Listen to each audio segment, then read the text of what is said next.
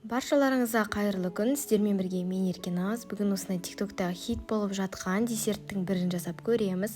Өте оңай рецептілердің бірі. Мороженыйға ұқсайды десем де болады. Ең алдымен клубникамызды дайындап, жуып, оны турап аламыз.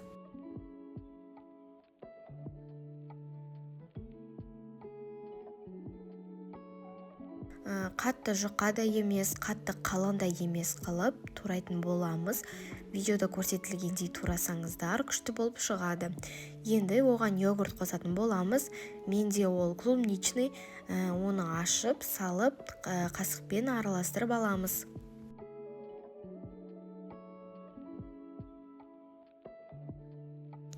Ыдысымызға пергамент төсеп аламыз. Егер де сіздерде пергамент болмаса, онда жай ғана тарелкаға салып қойсаңыздар да болады. Енді оны бір тал қасықтан осылай салып отырамыз. Егер де аз болып қалса, тағы да қосыңыздар. Мінекей бәрін осылай жасап шығамыз. Бір-біріне жабысып қалмауы керек.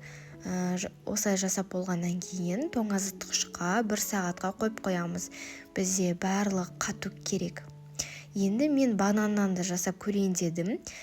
Бананды осылай бағанағыдай турап шығамыз. Оны да қатты жұқа қылып турамаймыз. Мінеге оны да йогуртпен араластырып, оны да ыдысқа салатын боламыз.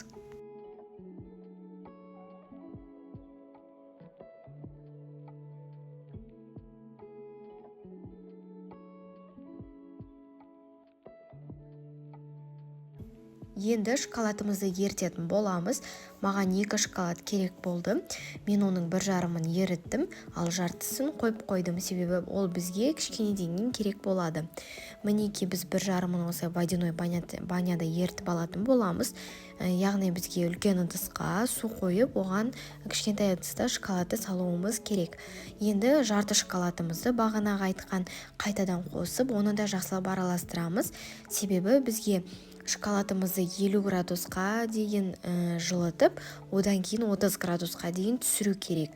Оны түсіру үшін біз оны көп рет араластыруымыз керек. Енді ол түскеннен кейін оған енді сұйық майымызды қосып, араластырып алатын боламыз. Енді тоңазытқыштан шыққан клубникаларымызды алып, оны шоколадқа матыратын боламыз. Шоколадпен бұл кезде тез жұмыс жасауларыңыз керек, себебі клубникаларымыз суық болғандықтан шоколад тез қатады. Сондықтан тез малып алғаннан кейін шығарып орнына қоямыз. Бананды да барлығын осылай шоколадқа малып шығамыз. Бізде осындай десерт пайда болды. Өте дәмді, сөз жоқ.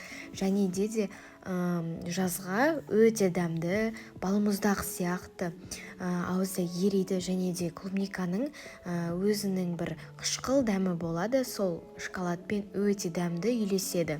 Отбасыларыңызға ұнайды деген сенімдемін. Баршаларыңызға ас болсын.